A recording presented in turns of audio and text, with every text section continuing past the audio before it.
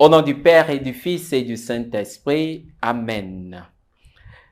Esprit de Dieu, souffle de vie.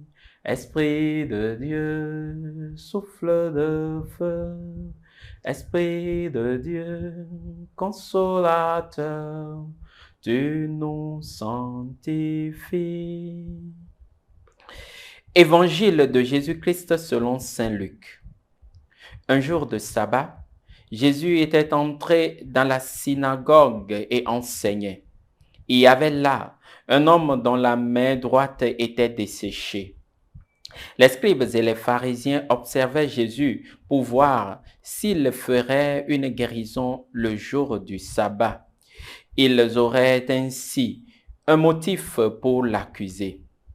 Mais lui, connaissant leur raisonnement, et il dit à l'homme qui avait la main desséchée, « Lève-toi et tiens-toi debout là au milieu. » L'homme se dressa et se tient debout. Jésus leur dit, « Je vous le demande, est-il permis le jour du sabbat de faire le bien ou de faire le mal, de sauver une vie ou de la perdre ?»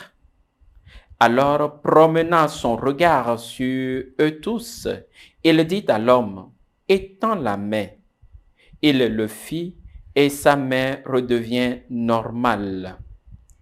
Quant à eux, ils furent remplis de fureur et ils discutaient entre eux sur ce qu'ils feraient à Jésus. Acclamons la parole de Dieu.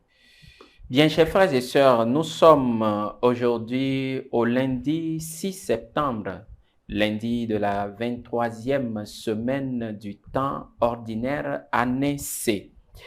Et le Seigneur nous invite à écouter sa parole et à la mettre en pratique dans nos vies de chaque jour. Et là, il se présente comme le maître de la vie, le maître du temps, le maître du sabbat.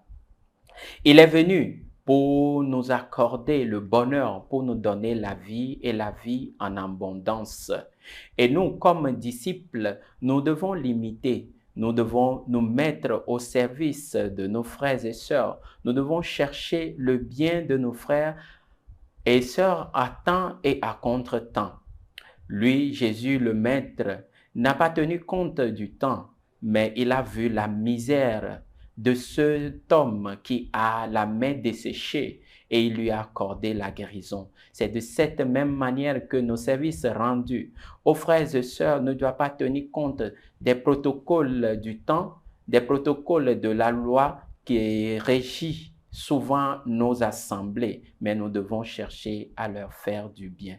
Que le Seigneur, dans sa bonté infinie, nous accorde cette grâce de demeurer toujours dans son amour, de demeurer fidèle au service de nos frères et sœurs, et que sa grâce nous accompagne toujours au nom du Père et du Fils et du Saint-Esprit.